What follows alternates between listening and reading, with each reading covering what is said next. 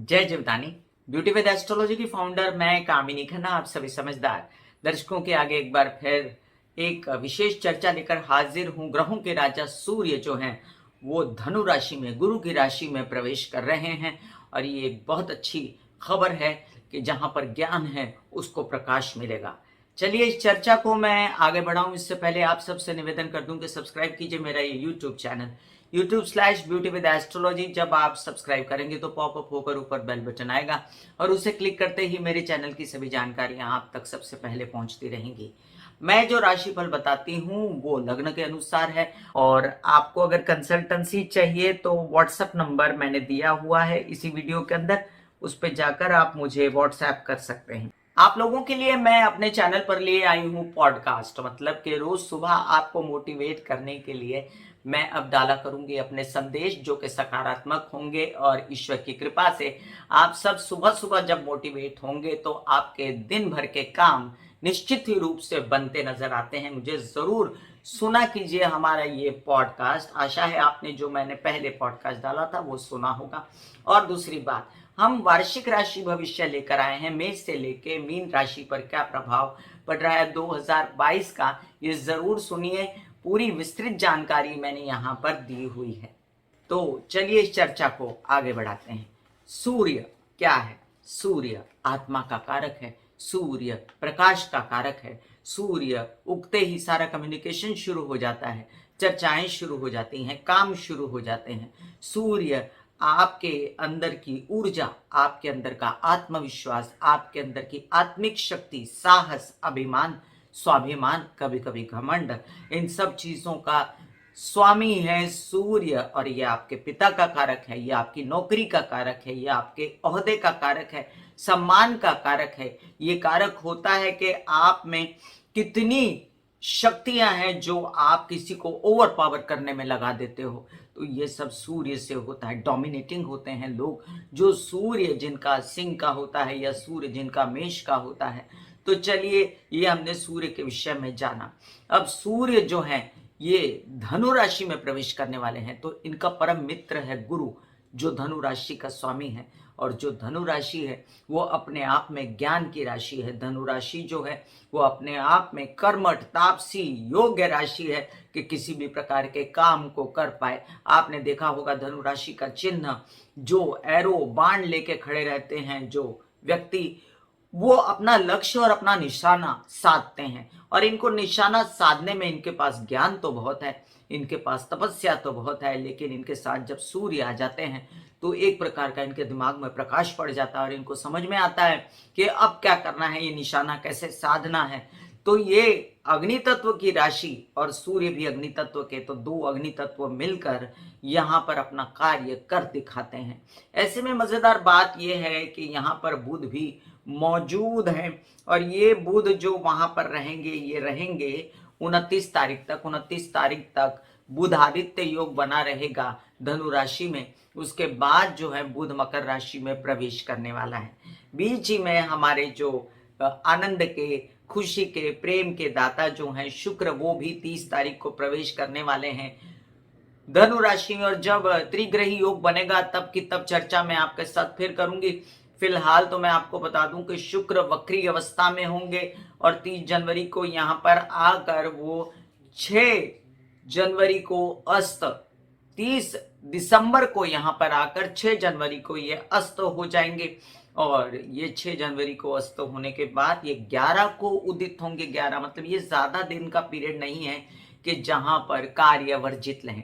लेकिन सूर्य जब धनु राशि में प्रवेश करते हैं तो खर मास मनाया जाता है और ये खर मास जो है ये 14 जनवरी तक रहेगा। तो ये सारे जितने कार्य हैं, शुभ मंगल कार्य, कोई उपनयन, कोई आपके गृह प्रवेश या कोई घर नया लेना या मुहूर्त करना या शादी करना या संस्कार करना, किसी भी प्रकार के बच्चों पे नामकरण करना, इन सब चीजों पे रोक लगाई जाती है। अब जो भी मुहूर्त होगा वो 14 तारीख के बाद होगा। तो खर मास क्यों मनाया जाता है इसके विषय में भी मैं आपको अलग से वीडियो दूंगी।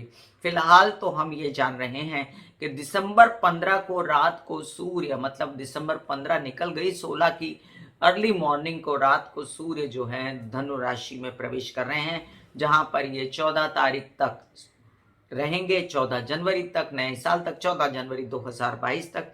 सूर्य फिर मकर राशि में प्रवेश कर जाएंगे दोपहर 2:28 पर।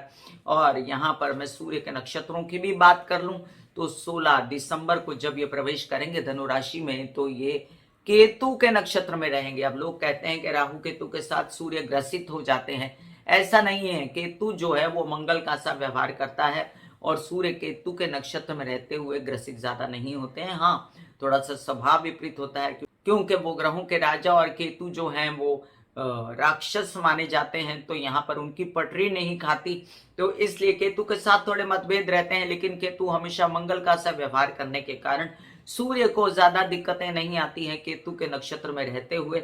अलबत्ता वो केतु के भी स्वभाव को थोड़ा प्रकाश देते हैं और खुद ग्रहों के राजा होते हुए, प्रकाशमान होते हुए भी थोड़ा सा सन्यासी टाइप और अपने आप में थोड़ा सा ज्ञान के प्रति उजाला बढ़ता है इनका। 29 दिसंबर को पूर्वाषाढ़ा नक्षत्र में प्रवेश कर जाएंगे, शुक्र के नक्षत्र में, जहां पर ये थोड़े से अनकंफर्टेबल रहेंगे। शुक्र भी अस्त हो जाएंगे 30 तारीख को धनु राशि में। तो उन सब चीजों का क्या असर हुआ ये हम अगला वीडियो 29 दिसंबर को लेके आएंगे। उससे पहले 11 जनवरी को सूर्य अपने नक्षत्र उत्तराषाढ़ा में प्रवेश करने वाले हैं। तब तक के लिए सूर्य विचर रहे हैं मेष से लेके मीन राशि में, क्या असर देंगे धनु के सूर्य, चलिए अब हम जानते हैं। मेष राशि के लिए आपके पंचम भाव के स्वामी जो हैं भाग्य में जाकर बैठे, तो दिमाग बुद्धि इतना चलेगा कि बच्चों के साथ मिलकर आपको कार्य करना है, आपके काम आगे बढ़ाने हैं, आपको बड़े भाई बहनों से सहयोग है, आपके ज्ञान का सहयोग है, आपकी बुद्धि का सहयोग है, आपके मित्रों का सहयोग है और ये काम आपके आगे बढ़ जाएंगे। सरकारी दरबारी कोई ऐसे काम जो पेपर वगैरह से रिलेटेड हैं तो बनते नजर आते हैं मुझे, तो काम बढ़ाइए। आपको कोई उच्च पद मिले तो हाँ बोलिए, मना मत कीजिएगा। वृषभ राशि, आपके चतुर्थ भाव के स्वामी हैं सूर्य, जिन पर अब किसी की दृष्टि नहीं है, लेकिन बुधादित्य योग बनाएंगे वो आपके अष्टम भाव में। और अष्टम भाव में आपको जो जितनी तकलीफें होंगी अपने शरीर से रिलेटेड, अचानक से कोई डायग्नोज होगा, पता चलेगा कि अच्छा मैं इस बीमारी से जूझ रहा था, अच्छा मुझे ये व्यवसाय करना चाहिए था, मैं ये गलत व्यवसाय कर रहा था, माता का सलाह रहेगी, तो सब वो आप प्रकाश में आते जाएंगे। आपको लगेगा कि जो जो गलतियां हो रही थी उसको मुझे सुधारना है। आपके ज्ञान में भी वृद्धि होगी, आपके व्यवसाय में वृद्धि होगी, आपके व्यावसायिक पार्टनर आपकी सहायता करेंगे। लेकिन माता की तबीयत का आपको और घर की सुख सुविधा का थोड़ा बहुत ध्यान देना पड़ेगा, जो कि जरूरी है। मिथुन राशि, आपके जो तृतीय भाव के स्वामी हैं सूर्य, वो सप्तम भाव में जाकर बैठेंगे, तो ये बहुत अच्छी स्थिति है। आपके लग्न पर पूर्ण दृष्टि रहेगी इनकी, और इनकी पूर्ण दृष्टि के कारण आपके ज्ञान में वृद्धि, आपके भाषण देने, नेतागिरी, अभिनेतागिरी, व्यावसायिक पार्टनर, बहुत सारे ऐसे काम के आयाम जिसमें आपकी नौकरी शामिल है, जिसमें आपके कुछ पेपरबाजी, कुछ कोर्ट केसेस, कुछ पैतृक संपत्ति से रिलेटेड व्यवहार शामिल है, हो जाएंगे। बड़े धड़ल्ले से और आत्मविश्वास से आप काम करेंगे, यात्राएं शुभ होंगी, विवाहित जीवन से फुल सपोर्ट होगा आपको। कर्क राशि, आपके जो द्वितीय भाव के स्वामी हैं सूर्य, ये जाकर बैठेंगे अब आपके षष्ठ भाव में। तो सूर्य की स्थिति षष्ठ भाव में बहुत अच्छी होती है। सूर्य बुधादित्य योग बना के आपको खूब सारा विदेश से रिलेटेड काम देते हैं, आपके लोन्स वगैरह खुलवाते हैं, आपको वो मामा पक्ष से सहयोग दिलाते हैं, आपकी पुरानी बीमारी को निकालते हैं, परिवार से सपोर्ट देते हैं। पैसे जो आए उनको आपको इन्वेस्ट नहीं करना है, इतनी ही बस हिदायत देती हूँ मैं। और किसी प्रकार से कोई मनमुटाव है अपने परिवार के अंदर तो उसको एमिकेबली खत्म कीजिए, उसको बढ़ाइए नहीं बातों को, क्योंकि आगे स्थिति खराब होगी जब शनि के साथ सूर्य आएंगे। सिंह राशि, आपके लग्न भाव के स्वामी हैं और जाकर ये बैठ जाएंगे पंचम में, बहुत ही शुभ स्थिति है। आपको सूझेगा नया नया बात के आपकी उन्नति के लिए आपको क्या करना है, आपकी खूबसूरती, आपके आकर्षण, आपकी पर्सनैलिटी में कैसे इजाफा हो, क्या क्या स्टडी करनी चाहिए, क्या क्या पढ़ना चाहिए, क्या क्या ज्ञान अर्जित करना चाहिए खुद के लिए, बच्चों के लिए। आपके मित्र आपका पूर्ण सहयोग करेंगे या उच्च कोटि की मित्रताएं हो जाएंगी जिनसे आपको फायदा होगा। आपके वीजा वगैरह, अगर स्टूडेंट वीजा वगैरह लगने बाकी हैं तो वो लगेंगे। आप अपने नेतागिरी, अभिनेतागिरी में कुछ आवेदन वगैरह भरे हुए हैं तो वो होते नजर आते हैं मुझे, और हर प्रकार से आपके अध्ययन में भी वृद्धि होगी। कन्या राशि, आपके द्वादश भाव के स्वामी चतुर्थ भाव में बैठेंगे।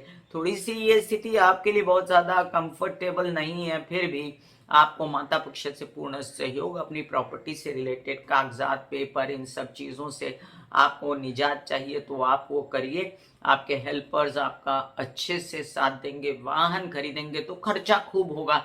याद रखिए, घर परिवार में रेनोवेशन करेंगे या जमीन जायदाद खरीदने की कोशिश करेंगे तो खर्चा अंधाधुंध होगा। और ये भी हो सकता है कि आपको ये इन सब बातों में आपके प्रेम संबंधों का सपोर्ट रहे। विदेश रिलेटेड काम थोड़े खटाई में अभी पड़ सकते हैं, और आपके कुछ ऐसे काम जिसमें वीजा वगैरह लगने थे वो थोड़ी सी आपको जद्दोजहद करनी पड़ सकती है।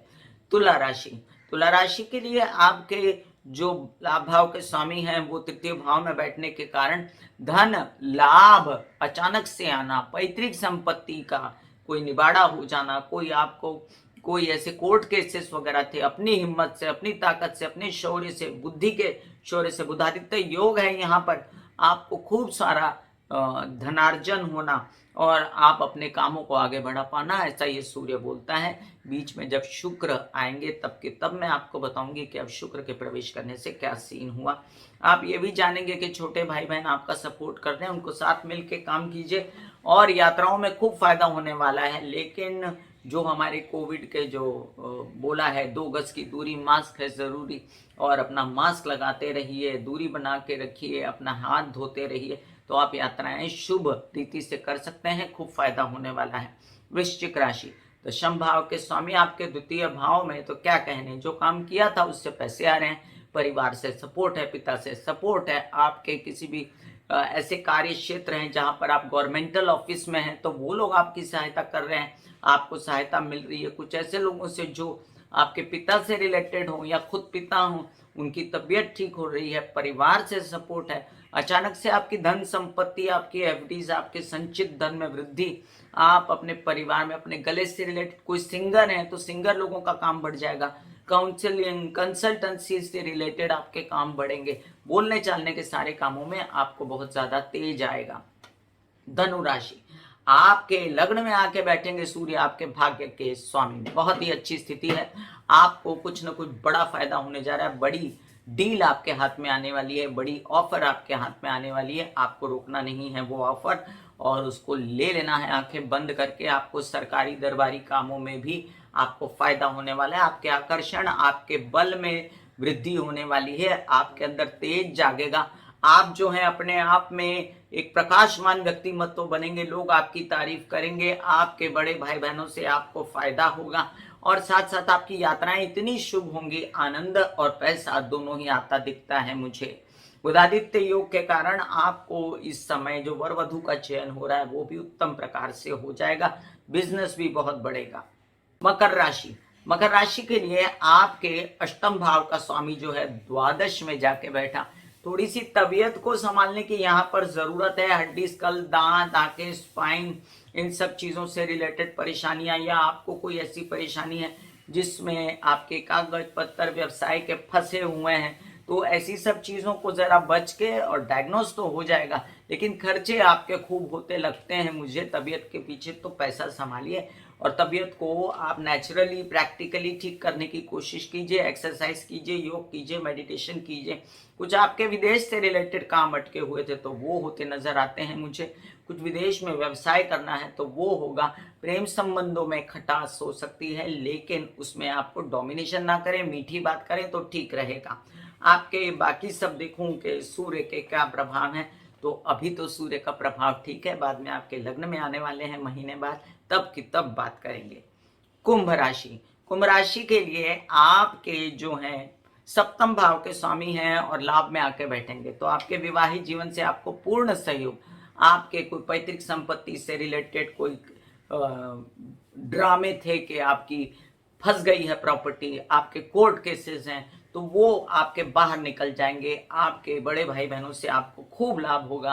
आप अगर चाहते हैं कुछ ज्ञान अर्जित करना तो वो आपका बढ़ सकता है। आपके विवाहित जीवन का जोड़ा आपको खूब सपोर्ट करेगा, आपके व्यावसायिक पार्टनर का जोड़ा आपको खूब सपोर्ट करेगा।